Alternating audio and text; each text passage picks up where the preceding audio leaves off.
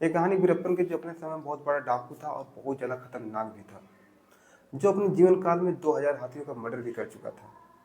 और साथ ही में वो बड़े लेवल चंदन की लकड़ी का तस्करी भी किया करता था और वो अपनी ज़िंदगी में 180 प्लस लोगों को जान से भी मार दिया था, जिसमें से मरने वाले ज़्यादातर लोग पुलिस वाले थे या जंगल के बड़े ऑफिसर थे या कुछ आम लोग थे।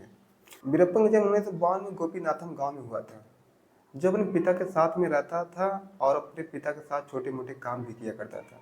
वीरप्पन ने 17 साल की एज में पहली बार कत्ल किया और कत्ल करने के बाद जंगल में जो छोटे मोटे तस्कर हुआ करते थे उसके बाद उनसे वह जुड़ता गया, जो चंदन की लकड़ी और हाथी के दांतों का तस्करी किया करते थे।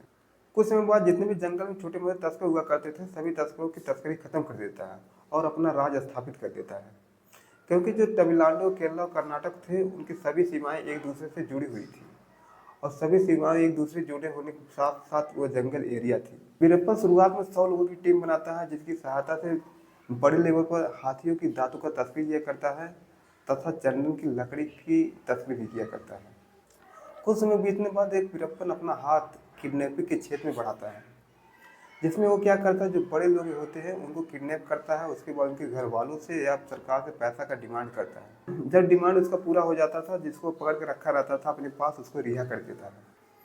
और कुछ समय बाद इसका जो नाम का खौफ इतना ज़्यादा बढ़ जाता है कि जो पुलिस होती है वह भी डरने लगती है।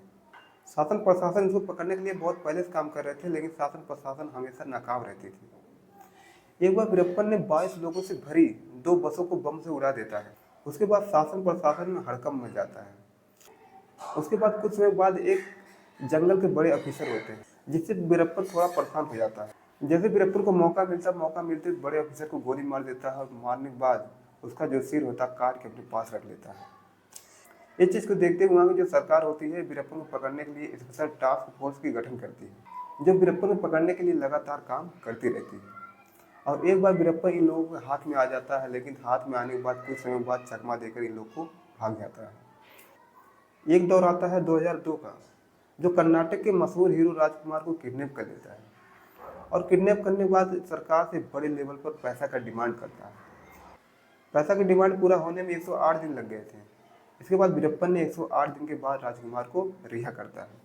उसके 2 साल के बाद कर्नाटक के मंत्री थे नगप्पा, उसको भी उठा लेता है और उठाने के बाद फिर सरकार से पैसे की डिमांड करने लगता है और सरकार ने फिर पैसे की डिमांड को मान लेती है।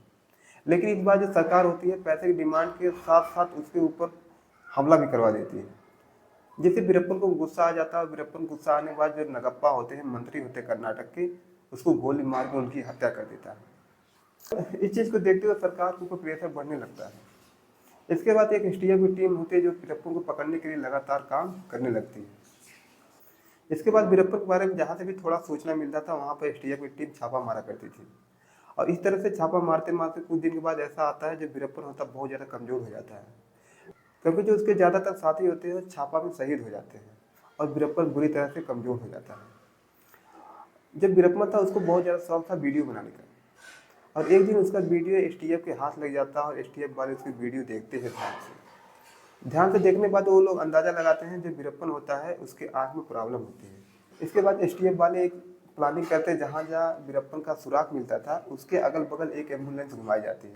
घुमाने के बाद जो वहाँ के लोकल कुछ आदमी थे वो एम्बुलेंस का यूज करके हॉस्पिटल जाते थे, हॉस्पिटल से घर आते थे। इस चीज़ को देखते हुए एक दिन वीरप्पन अपने 3 साथियों के साथ निकलता है और एम्बुलेंस पे बैठता है। एम्बुलेंस बैठने के बाद अपने आँख की इलाज कराने के लिए चल देता है, लेकिन जो एम्बुलेंस जो ड्राइव कर रहा था, जो चला रहा था, उसके साथ एक और आदमी था। एम्बुलेंस में जितने लोग पहले से थे वो कहीं ना कहीं एसटीएफ के आदमी थे। प्लानिंग के अनुसार ये एम्बुलेंस जब लेके जाते हैं तो ये एम्बुलेंस एक ऐसे जगह रोकते हैं जहाँ एसटीएफ के लोग वहाँ पर थे, और वहाँ ले जाने के बाद ये लोग इतना तेज ब्रेक मारते हैं, ब्रेक मारने के बाद एम्बुलेंस से कूद के भाग जाते हैं।